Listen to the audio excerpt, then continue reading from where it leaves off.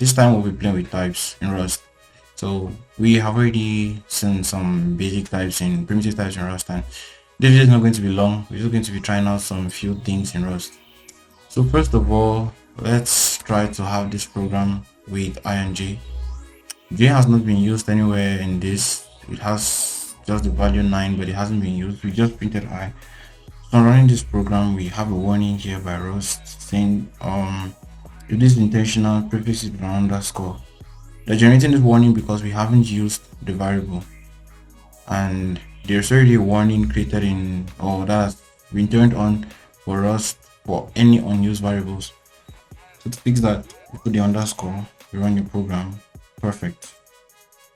So that's it. We now say that whenever we have unused variables in our program, that's if we're still building, you could prevent this warning by introducing an underscore in front of that variable name, and everything changes, right?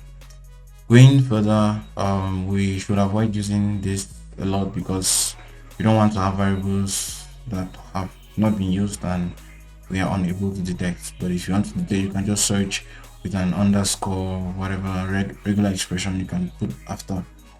All right, that's it. We can now go to the next thing, and the next thing is about different operations on different types.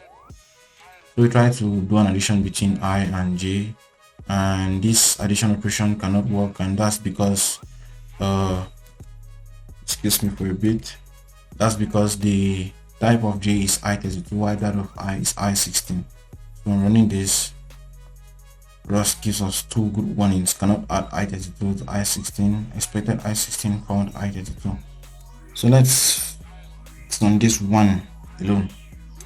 The expected I16 were on J, so we can actually convert J to an I16 using a new keyword called as, and we just give I16 here.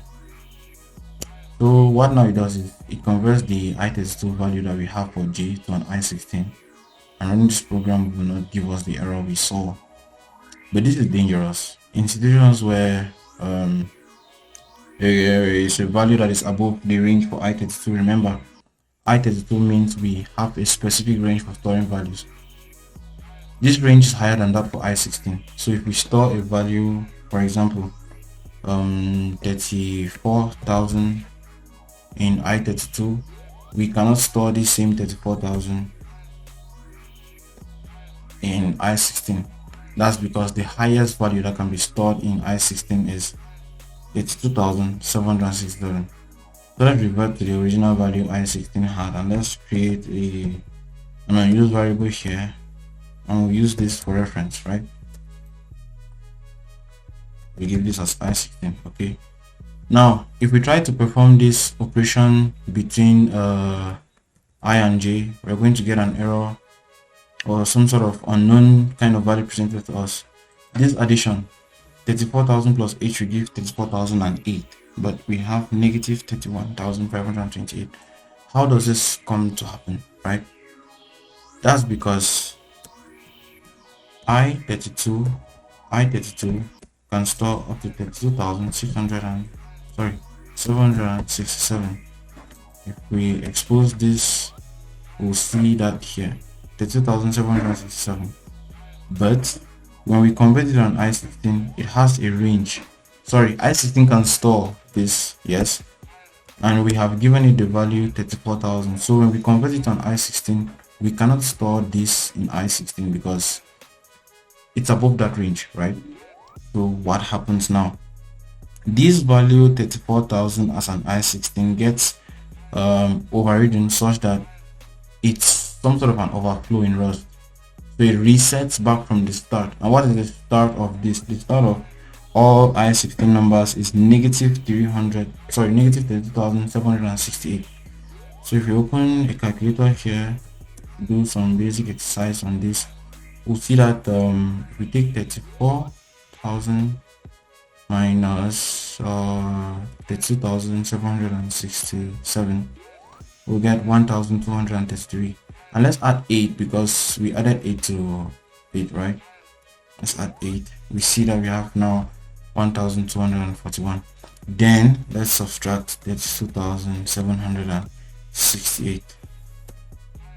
the value is different from what we have here by 1. So there is some sort of a skip, and there's one step I think I may have missed in that conversion where we have 2 to the power n minus 1 order minus 1. So there's that minus 1 I'm skipping, but let's ignore that. The point is, this is the same as this because of that overflow we have, and that overflow comes from this conversion here. So it's important for us to avoid having conversions like this when we know that the value may go above that range. So this is one way for us to handle it.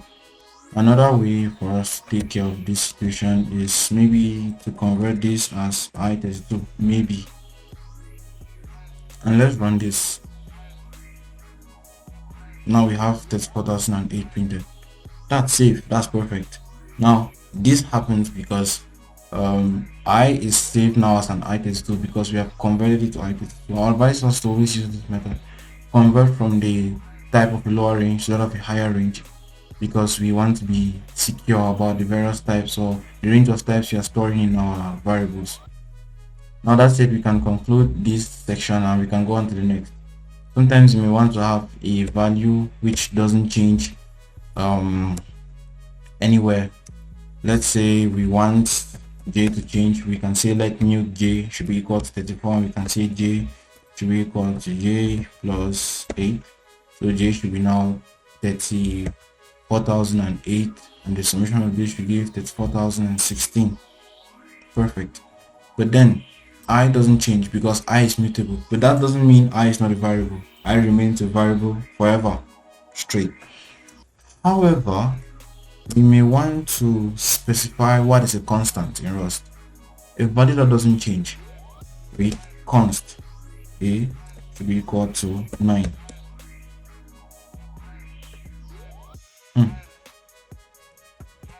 I-32. Okay, I'll explain that later. So what's the difference between stating that this is a constant and just allowing it to be let? This is an immutable variable. This is a constant. The difference is that this is determined at compile time while this is determined at runtime. So if we try to assign this a value without giving it a type, there is an error saying provide a type for a constant, because this type has to be known at compile time. We only get to infer types when we haven't given the types explicitly, like this for example at runtime. This happens at runtime, the whole I-32 thing, but this must happen at compile time. That's the difference between the let and the const keyword, which is another new keyword we've talked about. So that's it. We have seen how constants are, and there is later examples we are going to be looking at where we'll talk about how we can use these constants to our advantage and how to avoid some certain errors with constants. Another thing is that we also need to represent our constants with uppercase letters to avoid Rust completing all the time. So to differentiate between the variables in Rust and the constants, let's just have them all the time with uppercase letters, with uppercase words, whatever. That's it. We can conclude this video. Thank you very much, guys. See you in the next.